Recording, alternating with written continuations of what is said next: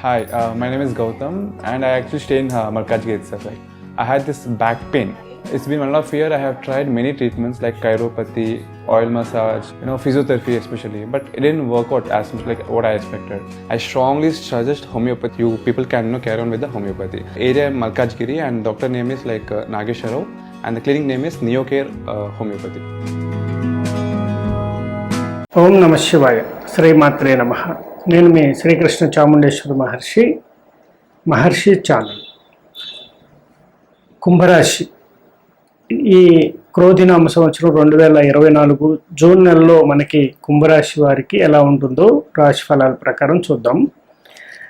అయితే ఈ జూన్లో మనం చూసినట్లయితే కుంభంలో అంటే జన్మంలోనే శని, ద్వితీయంలో రాహువు, చతుర్థంలో గురువు, అష్టమంలో కేతువు యొక్క ప్రభావాల వల్ల ఈ కుంభరాశి వారికి ఎలా ఉండబోతుందని తెలుసుకుందాం. అలాగే జన్మంలో శని వల్ల అనారోగ్య సూచనలు అనేది కనిపిస్తూ ఉన్నాయి. ఆరోగ్యపరంగా కొంత ఇబ్బందులు అనేది గురయ్యే అవకాశం ఉంటుంది. కాబట్టి కొంచెం కాళ్ళకు సంబంధించి, కేళ్ళకు సంబంధించి, పిక్కలు, నరాలకు సంబంధించి వీటి గురించి మీరు కొంత శ్రద్ధ పెట్టాల్సిన అవసరం ఉంటుంది. అదేవిధంగా ద్వితీయ రాహువు యొక్క ఎఫెక్ట్ వల్ల కూడా విద్యలో బ్రేక్ స్టడీ రావడానికి, అంటే సరైన రిజల్ట్స్ రాకపోవటం, అసంతృప్తికి గురవటం, నిరాశ నిస్పృహలతో ఉండటం అనేది జరుగుతుంది. అయితే మీరు ఎక్కడ టెన్షన్ పడకుండా మళ్ళీ ప్రత్యేకమైనటువంటి శ్రద్ధ చూపించినట్లయితే విద్యార్థులు మంచి ఫలితాలు పొందడానికి అవకాశం ఎక్కువ ఉంటుంది. అలాగే చతుర్థంలో గురువు యొక్క అనుగ్రహం ఉండటం వల్ల ఈ బ్రేక్ స్టడీ అనేది అది మళ్ళీ దాన్ని సరిచేసుకొని ముందుకు వెళ్ళినట్టయితే ఇంకెక్కడా కూడా నాన్ స్టాప్గా వాళ్ళు ఉన్నత విద్యను అభ్యసించే అవకాశాలు కూడా ఎక్కువ ఉందన్నమాట. కాబట్టి మంచి ఫలితాలు కుంభరాశి వారికి రావడానికి అవకాశం ఉంది. కుంభరాశి అంటే ఏంటి? ధనిష్ట 3, 4, అలాగే శతభిష 4 పాదాలు, పూర్వభద్ర 1, 2, 3 పాదాలు. ఈ 9 పాదాల్లో జన్మించిన ఈ 3 నక్షత్ర జాతకులే మనకి కుంభరాశి కిందకు వస్తారన్నమాట. అయితే ముఖ్యంగా మనం గమనించినట్టయితే ధనిష్ట నక్షత్రం వాళ్ళు షార్ట్ టెంపర్గా ఉండటం, శతభిష నక్షత్రం వాళ్ళు సౌమ్యంగా ఉండటం, పూర్వభద్ర నక్షత్రం వాళ్ళు చాలా ఓవర్ యాక్టివ్గా ఉండటం అనేది జరుగుతూ ఉంటుంది. అయితే వీరికి సంబంధించిందంటూ శని యొక్క మందగమనం వల్ల కొంత బ్రేక్ పడే అవకాశం ఉంటుంది. కాబట్టి శనికి సంబంధించిన తైలాభిషేకం, శని దానం అనేది చేసి తీరాల్సిందే అనమాట. దీనివల్ల ఇంకా మంచి ఫలితాలు వస్తాయి. అదేవిధంగా ఆంజనేయ స్వామి గుడిలో ప్రతిరోజు ఒక 5 ప్రదక్షిణలు, 11 ప్రదక్షిణల వరకు చేయటం వల్ల కూడా శుభ ఫలితాలు ఉంటాయి. ఒక 108 రోజులు లేకపోతే ఈ 30 రోజులు కూడా చేసినా కూడా చాలా మంచి శుభ ఫలితాలు పొందే అవకాశం ఉంటుంది. అలాగే కుటుంబ సౌఖ్యం ఉంటుంది. అయితే చిన్న చిన్న వివాదాలు, ఆటంకాలు ఉంటాయి. వృత్తి వ్యాపార రంగాలలో డెవలప్మెంట్స్ ఉంటాయి. అలాగే ఒత్తిళ్లు ఉంటాయి. అలాగే కొంచెం టెన్షన్తో కూడుకున్నటువంటి వ్యాపార విధానాలు కూడా ఉంటాయన్నమాట. అదేవిధంగా ఉన్నత పదవులు, జాబ్కి సంబంధించి వృత్తి ఉద్యోగాలలో మంచి కీలకమైనటువంటి విషయాల్లో వీరికి పదవి, అలాగే అనేక రకాలుగా ముందుకు వెళ్ళే అవకాశం ఉంటుంది. రాజకీయ నాయకుల పరంగా చూసినట్టయితే వారికి ఉన్నతమైన పదవులు వచ్చే అవకాశం ఉంది. తప్పకుండా వారు మంచి పదవుల్లో ఉండే అవకాశం ఉంది. అదేవిధంగా ఈ సమయంలోనే వారి యొక్క మానసిక స్థితి ఆందోళన కలిగించే అవకాశం ఉంటుంది. కాబట్టి ఆరోగ్యపరంగా మీరు కేర్ తీసుకోవాలని ఈ నెలలో నేను సూచించడం జరుగుతుంది. కాబట్టి ప్రత్యేకంగా మీ యొక్క జన్మజాతక రీత్యా పరిశీలించుకొని మీ యొక్క జాతకంలో కూడా శని యొక్క ప్రభావంగానే ఏదైనా ఇబ్బంది కలిగినట్టయితే తప్పకుండా దాని ఫలితాలు మీరు చూడాల్సిన అవసరం ఉంటుందన్నమాట. శుభం భవతు మే సదాశివం. ఓం నమ శివాయ. శ్రీమాత్రే నమః. నేను మీ శ్రీకృష్ణ చాముండేశ్వర మహర్షి ఛానల్కు స్వాగతం. శ్రీ క్రోధినామ సంవత్సరం 2024 జూన్ నెల ఎలా ఉందో చూద్దాం. దాంట్లో మీనరాశి వారికి, మీనరాశి నుంచి గోచార రీత్యా ఎలా ఉంది? మీనరాశి అంటే పూర్వభద్ర 4వ పాదం, ఉత్తరాభద్ర 4 పాదాలు, రేవతి 4 పాదాలు. ఈ 9 పాదాల్లో జన్మించిన 3 నక్షత్ర జాతకులే మనకి మీనరాశి కిందకు వస్తారు. మీనరాశి అధిపతి బృహస్పతి, గురువు. అదేవిధంగా మనం చూసినట్టయితే జన్మంలో రాహు, అలాగే వ్యయంలో శని, తృతీయంలో గురువు, సప్తమంలో కేతువు యొక్క ప్రభావాల వల్ల మీనరాశి వారికి ఈ నెల జూన్ నెల అనేది ఎలా ఉందో చూద్దాం. ప్రత్యేకంగా రాహు జన్మంలో ఉండటం వల్ల వీరికి అనేక రకాల ఆటంకాలు అవరోధాలు ఎదురయ్యే అవకాశం ఉంది. ముఖ్యంగా లీగల్ ఇష్యూస్ ఏమైనా ఉన్నా, భార్యాభర్తల మధ్య లీగల్ ఇష్యూస్, ఆస్తి సంబంధం, కుటుంబ వ్యవహారాల్లో సమస్యలు ఉన్నా కూడా అవి మరింత జటిలమయ్యే అవకాశం ఉంటుంది. కాబట్టి సావధానంగా వాటిని పరిష్కరించుకోవాల్సిన అవసరం ఉంటుంది. మధ్యలో వీరికి సంబంధించిన ఒక వ్యక్తిని మీరు మధ్యవర్తిగా తీసుకోవటం వల్ల కూడా శుభ ఫలితాలు పొందే అవకాశం ఉంటుంది. అదేవిధంగా లగ్నంలో మొదటి రాశిలోనే లగ్నంలోనే జన్మంలోనే రాహు ఉండటం వల్ల ఈ ఒక్కడే అంటే ఆ రాశిలో కూడా ఒకటే రాహు ఉండటం వల్ల ఏమవుతుందంటే దీని యొక్క ప్రభావం అనేది రవి యొక్క గ్రహం మీద పడే అవకాశం ఉంటుంది. రవి యొక్క ప్లానెట్ దాని యొక్క రాశ్యాధిపతి మీద వాటికి ఉన్నటువంటి వ్యవహారాల మీద రవి ఆ యొక్క యోగాన్ని కలిగిస్తాడనమాట. అంటే రాశి యొక్క ఫలితాలను ఇస్తాడు. కాబట్టి ఈ యొక్క రాహు యొక్క ఎఫెక్టే కాకుండా మనం రవికి కూడా రెమెడీ చేసుకోవాల్సిన అవసరం. దీన్ని బట్టి మీరు సూర్య నమస్కారాలు అనేది చేయాల్సి ఉంటుంది. అలాగే సూర్యునికి ఆర్ఘ్యం ఇవ్వటం అనేది కూడా చాలా ఇంపార్టెంట్ అని చెప్పుకోవచ్చు. అలాగే వ్యయ శని వల్ల శనికి తైలాభిషేకం చేయడం వల్ల శుభ ఫలితాలు పొందొచ్చు. అలాగే అనారోగ్యమైనటువంటి సూచనలు కూడా ఎక్కువ కనిపిస్తున్నాయి కాబట్టి కొంచెం జాగ్రత్త పాటించాలి.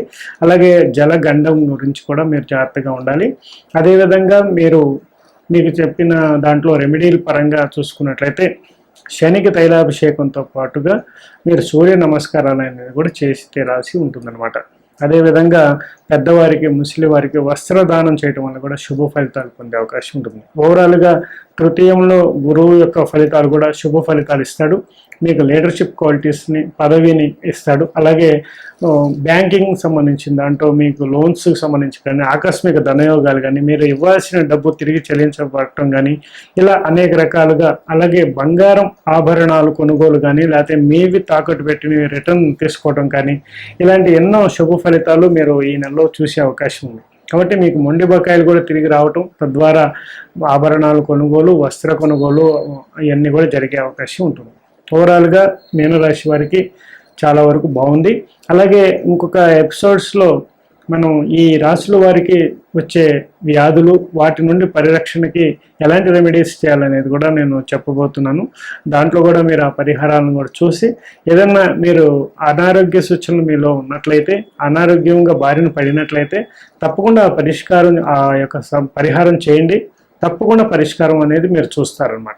శుభం భవతమే సదాశివం. మహర్షి ఛానల్ని సబ్స్క్రైబ్ చేసుకోండి, అలాగే లైక్ చేయండి, అలాగే మీ కామెంట్స్ పెట్టండి. అలాగే మీకు ఏదైనా క్వశ్చన్ ఉన్నట్లయితే కూడా మీరు గవ్వల ప్రశ్నలో చాలామంది అడుగుతున్నారు. అలాగే చాలా ప్రశ్నలకి నేను సమాధానం చెప్దామని కొన్ని వీడియోస్ కూడా చేస్తున్నారు. అవి త్వరలో మీకు రిలీజ్ అవుతాయి. తప్పకుండా మహర్షి ఛానల్ని సబ్స్క్రైబ్ చేసుకున్నట్లయితే ఆ వీడియోలన్నీ కూడా మీరు కూడా నేరుగా మీకు వస్తాయి. తప్పకుండా లైక్ చేయండి, సబ్స్క్రైబ్ చేసుకోండి. ఓం నమ శివాయ. ఓం నమ శివాయ. శ్రీమాత్రే నమః. నేను మీ శ్రీకృష్ణ చాముండేశ్వర మహర్షి ఛానల్కు స్వాగతం.